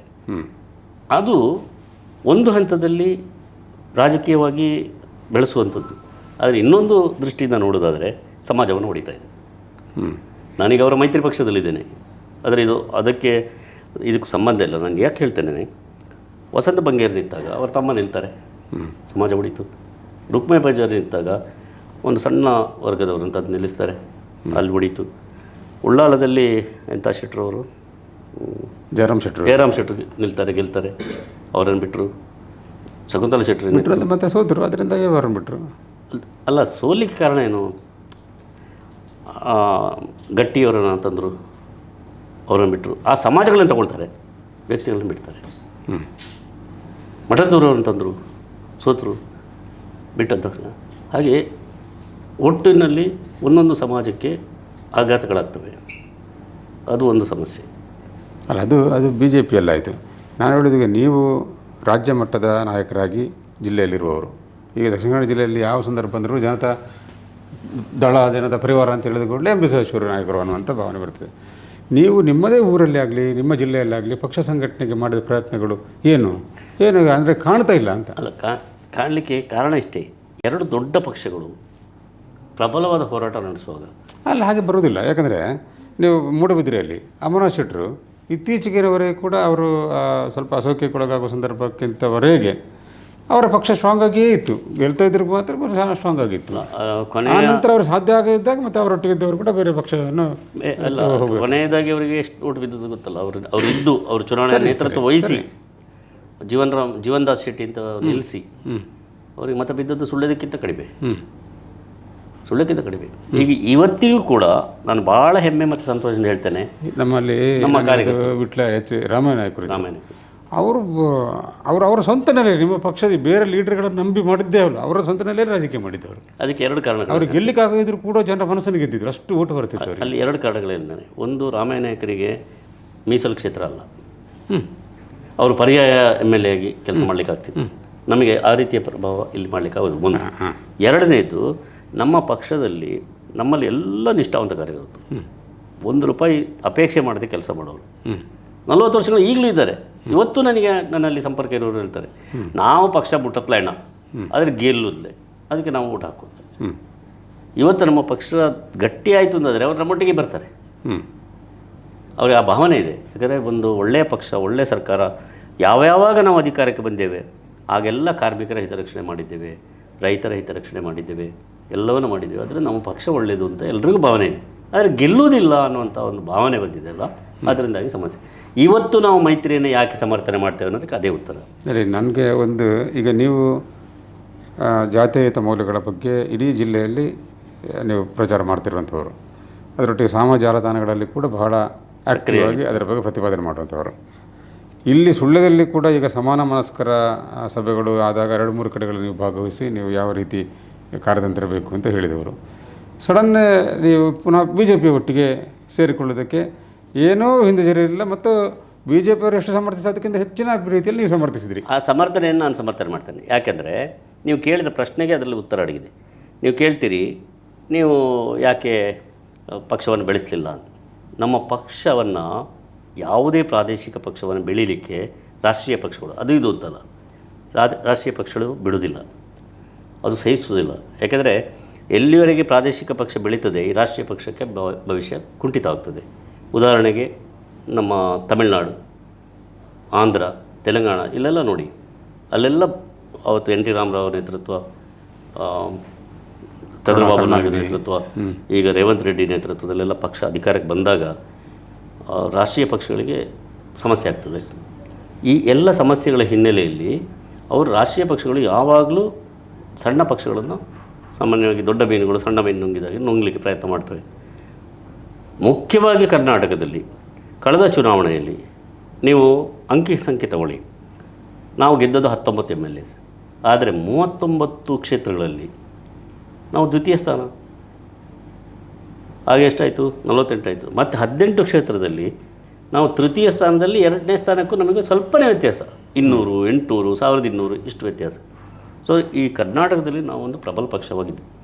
ಆದರೆ ನಮ್ಮ ಮುಖ್ಯವಾದಂಥ ಒಂದು ಕಾರ್ಯಕ್ಷೇತ್ರ ಎಲ್ಲಿದೆ ಅಂದರೆ ಹಾಸನ, ಮಂಡ್ಯ, ಬೆಂಗಳೂರು ಗ್ರಾಮಾಂತರ, ಕೋಲಾರ, ತುಮಕೂರು. ಈ ಭಾಗದಲ್ಲಿ ಒಂದು ಸಮುದಾಯ ನಮ್ಮನ್ನು ಬೆಂಬಲಿಸ್ತದೆ ಸಂಪೂರ್ಣವಾಗಿ. ಇಲ್ಲಿ ನಮ್ಮನ್ನು ಶತಾಯಗತಾಯ ಮುಗಿಸಬೇಕು ಅಂತ ಹೇಳುವವರು ಕಾಂಗ್ರೆಸ್ ಪಕ್ಷದವರು. ನಮ್ಮನ್ನು ಮುಗಿಸಬೇಕು, ಕಂಪ್ಲೀಟ್ ನಮ್ಮನ್ನು ಪಕ್ಷವನ್ನು ನಿರ್ನಾಮ ಮಾಡಬೇಕು. ಅವರ ಇವತ್ತು ಭಾಷಣದಲ್ಲಿ ಮುಕ್ತವಾಗಿ ಓಪನ್ ಆಗಿ ಹೇಳ್ತಾ ಇದ್ದಾರೆ, ನೆಕ್ಸ್ಟ್ ಚುನಾವಣೆಯಲ್ಲಿ JDS ಇಲ್ಲ ಅಂತ ಹೇಳ್ತಾರೆ. ಸೊ ನಾವು ಪಕ್ಷ ಕಟ್ಟಬೇಕು, ಪಕ್ಷ ಉಳಿಸಬೇಕು. ಅದು ಅಲ್ಲಿ ಕಟ್ಟಿದರೆ ಮಾತ್ರ ಇಲ್ಲಿ. ಇವತ್ತು ನಮ್ಮಲ್ಲಿ ಒಬ್ಬ, ಅಲ್ಲಿ ಸರ್ಕಾರ ಬಂದರೆ ಇಲ್ಲಿ ಒಂದು ಟ್ರಿಬ್ಯುನಲ್ ಮೆಂಬರ್ ಅಥವಾ ಅಕ್ರಮ ಸಕ್ರಮ ಮೆಂಬರ್ ಆಗಬೇಕಾದ್ರೆ ಅದು ಅಲ್ಲಿ ಅವರು ಓಟು ಕೊಟ್ಟದ್ರಿಂದಾಗಿ. ಸೊ ನಾವು ಅಲ್ಲಿ ಅದನ್ನು ನಮ್ಮ ಬೇಜನ್ನು ಉಳಿಸಿಕೊಳ್ಳದಿದ್ದರೆ ನಾವು ಪಕ್ಷವನ್ನೇ ಉಳಿಸ್ಕೊಳ್ಳಿ. ಈಗ BJP ಒಟ್ಟಿಗೆ ಹೋದರಿಂದಾಗಿ ನಮ್ಮ ಬೇಜ ಉಳಿತದೆ ಅಂತ ನಿಮಗೆ ಗೊತ್ತಿರುವ ಹಾಗೆ ಭಾರತೀಯ ಜನತಾ ಪಕ್ಷ ಈ ಕೋಲಾರದಲ್ಲಿ ನಮಗೆ ಟಿಕೆಟ್ ಕೊಟ್ಟಿದ್ದಾರೆ, ನಮಗೆ ಬಿಟ್ಟುಕೊಟ್ಟಿದ್ದಾರೆ. ಯಾಕಂದರೆ ನಾವು ಎಲ್ಲ ಕ್ಷೇತ್ರಗಳಲ್ಲಿ 6 ಕ್ಷೇತ್ರಗಳಲ್ಲಿ ನಾವು 2ನೇ ಸ್ಥಾನ. ಕೋಲಾರದಲ್ಲಿ ಪ್ರಥಮ ಕಾಂಗ್ರೆಸ್, ದ್ವಿತೀಯ JDS, BJP ಅಲ್ಲ. ಸೊ ಅಲ್ಲಿ ನಾವು ನಿಲ್ಲಲೇಬೇಕಾಗ್ತದೆ. ಆಗ ನಮಗೆ ಮೈತ್ರಿಯಾಗಿ BJP ಸಹಾಯ ಸಿಕ್ಕಿದರೆ ನಾವು ಕ್ಲೀನ್ ಪಾಸ್ ಆಗ್ತೇವೆ. ಮಂಡ್ಯ ಕ್ಷೇತ್ರದಲ್ಲಿಯೂ ಹಾಗೆ, ಮಂಡ್ಯದಲ್ಲಿ BJPಯ ಶಕ್ತಿ ಕಡಿಮೆ. ನಾವು ಅಲ್ಲಿ ನಮ್ಮ 8 ಕ್ಷೇತ್ರದಲ್ಲಿ ನಾವಲ್ಲಿ ಪ್ರಬಲ. ಅಲ್ಲೇ ನಾನು ಹೇಳೋ ಕಾಂಗ್ರೆಸ್ನವರು ಹೇಗೆ ಜನತಾದಳವನ್ನು ನುಂಗ್ಲಿಕ್ಕೆ ಪ್ರಯತ್ನ ಮಾಡ್ತಾರೋ ಅದೇ ರೀತಿ BJPಯವರು ಕೂಡ ಪ್ರಯತ್ನ ಮಾಡಲಿಕ್ಕಿಲ್ವಾ? BJPಯವರಿಗೂ ನಮಗೂ ಒಂದು ಯಾವ ರೀತಿ ನೋಡಿ, ನಾವು ಕಾಂಗ್ರೆಸ್ ಒಟ್ಟಿಗೆ ಮೈತ್ರಿ ಮಾಡಿದೆವು. ನಮ್ಮ ಸರ್ಕಾರ ಉರುಳಿಸಿದವರು ಯಾರು? BJPಯವರ. ಇವತ್ತು ಭಾಳ ಜಾತ್ಯತೀತ ಬಗ್ಗೆ ಮಾತಾಡ್ತಾರಲ್ಲ, ನಾನು 2 ವಿಚಾರಗಳಲ್ಲಿ ಸ್ಪಷ್ಟ ಮಾಡ್ತೇನೆ. ಓದುಗರು ದಯವಿಟ್ಟು ಯಾರು ನನ್ನನ್ನು BJP ಜೊತೆ ಕೈ ಜೋಡಿಸ್ತೀರಿ, ಕೋಮುವಾದಿಗಳ ಜೊತೆ ಕೈ ಜೋಡಿಸ್ತೀರಿ ಅನ್ನೋರು ದಯವಿಟ್ಟು ಇದನ್ನು ಗಮನಿಸಿಬಿಟ್ಟು ಕೇಳಿ. ಮುಖ್ಯಮಂತ್ರಿಗಳಾಗಿ ಕುಮಾರಸ್ವಾಮಿ ಅವರನ್ನು ಅಧಿಕಾರಕ್ಕೆ ತಂದರು ಸೋನಿಯಾ ಗಾಂಧಿ, ಮತ್ತು ವೆಸ್ಟ್ ಬೆಂಗಾಲ್ನ ಚೀಫ್ ಮಿನಿಸ್ಟರ್ ನಮ್ಮ ಮಮತಾ ಬ್ಯಾನರ್ಜಿ. ನೀವೇ ತಗೊಳ್ಬೇಕು ಅಂತ ಒತ್ತಾಯ ಮಾಡಿದರು. ಅವರು ಮುಖ್ಯಮಂತ್ರಿ ಆದರು. ಸಮ್ಮಿಶ್ರ ಸರ್ಕಾರ ಬಂತು. ಸಮ್ಮಿಶ್ರ ಸರ್ಕಾರ ಹೇಗೆ ಬಿತ್ತು? BJPಯವರು ಬೆಳೆಸಿದ್ರಾ? ಮತ್ತೆ ಯಾರು ನಮ್ಮಲ್ಲಿಂದ ಕರ್ಕೊಂಡೋಗಿ ಬಾಂಬೆಯಲ್ಲಿ ಕೂತ್ಕೊಳಿಸಿದವರು ಯಾರು? ಯಾರು? BJPಯವರಲ್ವಾ? BJPಯವರಲ್ಲ. BJPಯವರಿಗೆ ಬೆಂಬಲ ಕೊಟ್ಟು ಇವರನ್ನು ಕರ್ಕೊಳ್ಳಿ, ಇವರನ್ನು ಕಳಿಸ್ತೇನೆ ಅಂತೇಳಿ ಕಳಿಸಿದವರು ಯಾರು? ಯಾರು? ಕಾಂಗ್ರೆಸ್ನವರು. ಅದು ಭಾಳ ನಿಚ್ಚಳವಾದ್ದು. ಅಲ್ಲಿ ನಿಖಿಲ್ ಕುಮಾರಸ್ವಾಮಿ ನಿಂತಾಗ ಅವನನ್ನು ಸೋಲಿಸಿದ್ದು ನಾವೇ, ಸುಮಲತನ ಗೆಲ್ಲಿಸಿದ್ದು ನಾವೇ ಅಂತಲೇ ಮೊನ್ನೆ ಮುಖ್ಯಮಂತ್ರಿಗಳು ಹೇಳಿಕೆ ಕೊಡ್ತಾರೆ, ಓಪನ್ ಆಗಿ ಹೇಳಿಕೆ ಕೊಡ್ತಾರೆ. ದೇವೇಗೌಡರನ್ನು ಸೋಲಿಸಲಿಕ್ಕೆ ಈಗಿನ ಸಹಕಾರಿ ಸಚಿವರೇ ಕಾರಣ.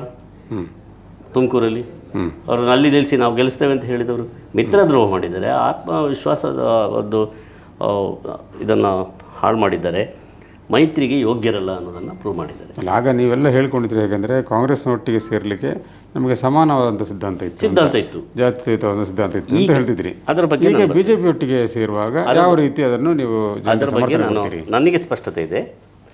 ಯಾವ ರೀತಿ ಅಂದರೆ, ಇವತ್ತು ನಮ್ಮ ಪಕ್ಷ ಉಳಿದ್ರೆ ಮಾತ್ರ ಒಂದು ಪ್ರಾದೇಶಿಕ ಪಕ್ಷವಾಗಿ ನಾವು ಬೆಳೀಲಿಕ್ಕೆ ಸಾಧ್ಯ ಇದೆ. ಅದು ನಮ್ಮ ಮೂಲವಾದಂಥ ಹಾಸನ, ಮಂಡ್ಯ, ಬೆಂಗಳೂರು ಗ್ರಾಮಾಂತರ, ತುಮಕೂರು ಮತ್ತು ಕೋಲಾರ ಜಿಲ್ಲೆಗಳಲ್ಲಿ ಮುಖ್ಯವಾಗಿ.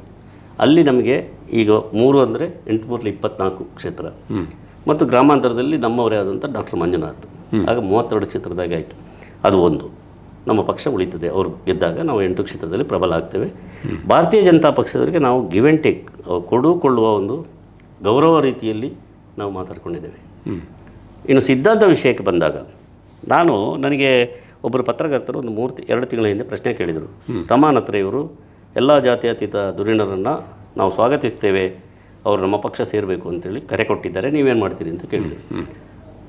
ಎಲ್ಲ ಜಾತ್ಯತೀತದವರನ್ನು ಕರೆ ಕೊಡಲಿಕ್ಕೆ ಅವರು ಜಾತ್ಯತೀತರ ಅಂತ ನನ್ನೊಂದು ಪ್ರಶ್ನೆ ಇತ್ತು. ಇವತ್ತು ಈ ಜಿಲ್ಲೆಯಲ್ಲಾಗಿರ್ಬೋದು, ಅದು ಪ್ರಯೋಗಶಾಲೆ ಅಂತ ಹೇಳ್ತಾರೆ, ಅಥವಾ ಇಡೀ ರಾಜ್ಯದಲ್ಲಾಗಿರ್ಬೋದು, ಆ ಹಿಂದುತ್ವದ ವಾದ ಪ್ರಾರಂಭ ಆಗಲಿಕ್ಕೆ BJPಯವರ ಕಾರಣರಾದರೂ ಕೂಡ ಅದಕ್ಕೆ ಪೂರಕವಾದ ಸ್ಥಿತಿಯನ್ನು ನಿರ್ಮಾಣ ಮಾಡಿದವರು ಕಾಂಗ್ರೆಸ್ನವರು. ಪಾಕಿಸ್ತಾನ ಜಿಂದಾಬಾದ್ ಅಂತ ಹೇಳೋದನ್ನು ಯಾವುದೇ ಒಬ್ಬ ಸಾಮಾನ್ಯ ನಾಗರಿಕ, ಜಾತ್ಯತೀತವಾದಿ ಬೆಂಬಲ ಮಾಡಲಿಕ್ಕೆ ಸಾಧ್ಯ ಇಲ್ಲ. ಆಗ ನನಗನ್ನಿಸೋದು, ಈ ಜಾತ್ಯತೀತತೆ ಅನ್ನೋದ ಶಬ್ದ ಇದೆಯಲ್ಲ, ಅದರ ಮರು ವ್ಯಾಖ್ಯಾನ ಆಗಬೇಕು. ನಾನು ಅಪ್ಪಟ ಜಾತ್ಯತೀತ, ಒಬ್ಬ ಯಾವುದೇ ಸಮುದಾಯಕ್ಕೆ ಸೇರಿದವನು, ಅವನು ಧರ್ಮ ಬಿಡಿ ಜಾತಿಯಲ್ಲಿ ಕೂಡ ಅಸ್ಪೃಶ್ಯರಾಗಿರುವವರದ ಈಗಲೂ ಅಸ್ಪೃಶ್ಯತೆಯನ್ನು ನಡೆಸ್ತಾರೆ. ಅದೆಲ್ಲವನ್ನು ವಿರೋಧಿಸಬೇಕು, ಜಾತೀಯತೆಯನ್ನು ನಾವು ಪಾಲಿಸಬೇಕು. ಈಗ ಮರು ವ್ಯಾಖ್ಯಾನ ಹೇಗಾಗಬೇಕು ಅಂದರೆ, ನಾವು ಒಂದು ದೊಡ್ಡ ಸಮುದಾಯವನ್ನು ಹೊರಗಿಟ್ಟು ನಾವು ಇಷ್ಟೇ ಜನ ಸೇರಿ ನಮ್ಮದು ಸೆಕ್ಯುಲರ್, ನಾವು ಜಾತ್ಯತೀತರು ಅಂತ ಹೇಳಿಕೊಂಡ್ರೆ ಅದಕ್ಕೆ ಅರ್ಥ ಇಲ್ಲ. ಈಗ ನೀವೀಗ BJP ಒಟ್ಟಿಗೆ ಮೈತ್ರಿ ಮಾಡಿಕೊಂಡದ್ರಿಂದ ನಾಳೆ ನಿಮ್ಮ ಪಕ್ಷಕ್ಕೆ ಏನಾದರೂ ಲಾಭ ಇದೆಯಾ ಅಂತಾನೆ? ಸುಳ್ಳ್ಯದಲ್ಲಿ ನಿಮಗೆ ಲಾಭ ಇದೆಯಾ? ಅಂದರೆ ಒಂದು 20 ನಗರ ಪಂಚಾಯತ್ನ ಸೀಟಲ್ಲಿ 1 ಸೀಟು ನಿಮಗೆ CMಗೆ, ತಾಲೂಕು ಪಂಚಾಯತ್ 11 ಸೀಟಲ್ಲಿ 1 ಸೀಟ್ ನಿಮಗೆ, ಹೀಗೇನೋ ಸಿಗೋ ಚಾನ್ಸಸ್ ಇದೆಯಾ ಅಂತ ಒಂದು ಸಣ್ಣ ಆಮಿಷಗಳಿಗೆ ಬಲಿಯಾಗೋರು JDS. ಅಲ್ಲ, ಪಕ್ಷ ಉಳಿದಿವೆ ನೀವು ಹೇಳೋದು. ನಮಗೆ ಅದು ಏನು ಸಿಗೋದ್ರೆ ಮತ್ತೆ ಪಕ್ಷ ಏನಿದೆ? ಅಲ್ಲಲ್ಲ, ಅಧಿಕಾರ ರಾಜಕೀಯದಿಂದಾಗಿ ಸಮಾಜಕ್ಕೆ ಏನಾದರೂ ಮಾಡ್ಬೋದು ಅಂತ ಹೇಳುವ ನಂಬಿಕೆ ನನಗಿಲ್ಲ. ಯಾರಿಗೂ ಒಬ್ಬರಿಗೆ ಒಂದು ಅಧಿಕಾರ ಕೊಟ್ಟು ಇಡೀ ಸಮಾಜವನ್ನು ಉದ್ಧಾರ ಮಾಡಲಿಕ್ಕೆ ಸಾಧ್ಯ ಇಲ್ಲ. ನಂಬಿಕೆಯಿಂದಾಗಲೇ ಪಕ್ಷ ಸಂಘಟನೆ ಆಗದೆ ಬಾಕಿ. ಅಲ್ಲಲ್ಲ, ನಮಗೆ ಒಬ್ಬರನ್ನು ಅಧಿಕಾರಕ್ಕೆ ಕಳಿಸಿ ನಾವೆಲ್ಲರೂ ಜಾತ್ಯತೀತ ಸಮಾಜವನ್ನು ಕಟ್ಟಲಿಕ್ಕೆ ಆಗೋದಿಲ್ಲ. ನನ್ನ ಕಲ್ಪನೆ ಅದಕ್ಕಿಂತ ವಿಶಾಲವಾಗಿರಬೇಕು. ನಾವು ಎಲ್ಲರನ್ನ ಒಳಗೊಳ್ಳಬೇಕು. ಅಲ್ಲ, ನೀವು ಹೇಳೋದು ನೋಡಿ, ನೀವು ಒಂದು ಮಾತಾಡುವಾಗ ಒಂದು ಏನಿದೆ, ಒಂದು ಮೈತ್ರಿ ಧರ್ಮಕ್ಕೆ ಹೇಳ್ತಾರೆ, ಒಟ್ಟಿಗೆ ಸೇರಿ ಪಕ್ಷದ ಅಸ್ತಿತ್ವ ಉಳಿಸಲಿಕ್ಕೆ ಅಂತ. ಪಕ್ಷದ ಅಸ್ತಿತ್ವ ಉಳಿಸುವಂಥ ವಿಧಾನವಾಗಿ ನಾಳೆಗೆ ಏನಾದ್ರು ನಿಮ್ಮ ಅಸ್ತಿತ್ವವನ್ನು ಕಾಣಬೇಕಿದ್ರೆ ಚುನಾವಣೆಯಲ್ಲಿ ಒಂದು ಸೀಟು ಗೆಲ್ಲುವಂಥದ್ದು ಬರಬೇಕು. ಅಲ್ಲ, ಅದಕ್ಕೆ ಈಗ ಈ ಮೈತ್ರಿಯಲ್ಲಿ ಬಿ ಜೆ ಪಿ ಒಟ್ಟಿಗೆ ಮೈತ್ರಿ ಮಾಡಿದರೆ, ಈಗ ಸುಳ್ಯದಲ್ಲಿ ಪ್ರಬಲವಾಗಿರುವಂಥದ್ದು ಬಿ ಜೆ ಪಿ ಒಟ್ಟಿಗೆ ನೀವು ಮೈತ್ರಿ ಮಾಡಿದ್ರಿಂದಾಗಿ ನಿಮಗೆ ಕನಿಷ್ಠ ಒಂದೊಂದು ಸ್ಥಾನ ಆದರೂ ಒಂದು ಕ್ಷೇತ್ರದಲ್ಲಿ ಸಿಗ್ಬೋದಾ? ಅದು ಈಗಾಗಲೇ ತೀರ್ಮಾನ ಆಗಿದೆ. ಅದಕ್ಕೆ ಹೇಳಿದೆ ವ್ಯತ್ಯಾಸ. ನಾವು ಕಾಂಗ್ರೆಸ್ದವರು ನಮ್ಮನ್ನು ಹೇಗೆ ನಡೆಸ್ಕೊಂಡ್ರು, ಆ ವಿಶ್ವಾಸಘಾತಕತನ ಮಾಡಿದರು, ನಮ್ಮ ಅಭ್ಯರ್ಥಿಗಳನ್ನು ಸೋಲಿಸಿದ್ರು, ನಮ್ಮ ಸರ್ಕಾರವನ್ನು ಉರುಳಿಸಿದ್ರು, ಕೆಲಸ ಮಾಡಲಿಕ್ಕೆ ಬಿಡಲಿಲ್ಲ, ಎಲ್ಲ ಅನುಭವ ನಮಗಾಗಿದೆ. ಭಾರತೀಯ ಜನತಾ ಪಕ್ಷದವ್ರ ಜೊತೆಗೆ ನಾವು ಮೈತ್ರಿ ಮಾಡಿದಾಗ ಒಂದು ನಿಮಗೆ ನೆನಪಿರ್ಬೋದು, 2006-7ರಲ್ಲಿ ಕುಮಾರಸ್ವಾಮಿ ಅವರು 20 ತಿಂಗಳ ಸರ್ಕಾರ ಮಾಡಿದಾಗ ಯಾವುದಾದ್ರೂ ತೊಂದರೆ ಆಯಿತಾ? ಅದು ಬಿ ಜೆ ಪಿ ಸರ್ಕಾರ ಅಲ್ವಾ? ಬಿ ಜೆ ಪಿ ಜೊತೆ ನಾವು ಮೈತ್ರಿ ಅಲ್ವಾ? ಆಗ ಯಾವುದಾದ್ರೂ ಘಟನೆಗಳು ನಡೆದ್ವಾ? ಅವರಿಗೆ ಸೀಟ್, ಅವರಿಗೆ ಅಧಿಕಾರ ಬಿಟ್ಟು ಕೊಡಲಿಲ್ಲ ಮಾತ್ರ ನೀವು. ಅದು ಎರಡನೇ ಪ್ರಶ್ನೆ. ಆದರೆ ನಾನು ಕೇಳೋದು 20 ತಿಂಗಳ ಅವಧಿಯಲ್ಲಿ ಯಾವುದಾದ್ರೂ ಅಲ್ಪಸಂಖ್ಯಾತರಿಗೆ, ಯಾವುದೇ ಸಮುದಾಯದವರಿಗೆ ಅನ್ಯಾಯ ಆಗಿದೆಯಾ? ಬಿ ಜೆ ಪಿಯವರು ನಮ್ಮೊಟ್ಟಿಗೆ ಸರ್ಕಾರದಲ್ಲಿ ಇದ್ದು ಆಗಲಿಲ್ಲ. ನಾವು ಆ ರೀತಿಯ ಒಂದು ಕೊಡುಕೊಳ್ಳುವಿಕೆಯ ತತ್ವದಲ್ಲಿ ಅವ್ರ ಜೊತೆ ಹೊಂದಾಣಿಕೆ ಮಾಡಿಕೊಂಡಿದ್ದೇವೆ. ಈ ಬಾರಿಯೂ ಸಹ ನಮ್ಮ ಸಿದ್ಧಾಂತ, ನಮ್ಮ ತತ್ವಗಳು ಜಾತ್ಯತೀತ. ಒಬ್ಬ ಮನುಷ್ಯನಿಗೆ ಒಂದು ರೀತಿಯ ತೊಂದರೆ ಆದರೆ ನಾವು ಅದಕ್ಕೆ ಪ್ರತಿರೋಧವನ್ನು ವ್ಯಕ್ತಪಡಿಸ್ತೇವೆ. ಯಾವುದೇ ಕಾರಣಕ್ಕೆ ನಾವು ಅದು ಸರಿ ಅಂತ ಬಿ ಜೆ ಪಿ ಒಟ್ಟಿಗೆ ಇದ್ದುಕೊಂಡು ಬಿ ಜೆ ಪಿಯಿಂದ ಇನ್ನೊಂದು ಸಮುದಾಯಕ್ಕೆ ತೊಂದರೆ ಆದರೆ ಅದನ್ನು ಖಂಡಿಸುವ ಪರಿಸ್ಥಿತಿಯಲ್ಲಿ, ಅಥವಾ ಅದನ್ನು ನೀವು ಖಂಡಿಸಿದ್ರೂ ಜನರು ನಂಬೋ ಪರಿಸ್ಥಿತಿಯಲ್ಲಿ ಇರ್ತಾರಾ? ಜನರ ನಂಬಿಕೆ ಅಲ್ಲ, ನಾವು ನಮ್ಮ ಆತ್ಮಸಾಕ್ಷಿ ವಿರುದ್ಧ ಹೋಗೋದಿಲ್ಲ. ಜಾತ್ಯತೀತ ಸ್ವರೂಪವನ್ನು ಮತ್ತು ಸಂವಿಧಾನದ ಮೌಲ್ಯಗಳನ್ನು ಕಾಪಾಡಲಿಕ್ಕೆ JDS ಯಾವಾಗಲೂ ಬದ್ಧ. ದೇವೇಗೌಡರು ಇವತ್ತಿಗೂ ಬದ್ಧ. ನಮ್ಮ ರಾಜಕೀಯ ಹೊಂದಾಣಿಕೆಗಳು ಮಾತ್ರ ಅದು ಸೀಟಿಗೆ ಸೀಮಿತವಾಗುತ್ತೆ.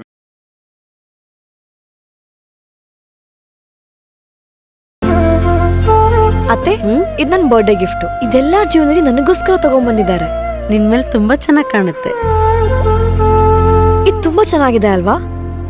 ತುಂಬಾ ಚೆನ್ನಾಗಿದೆ.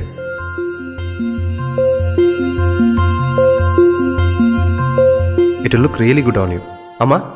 Huh? Mother is always son's first love.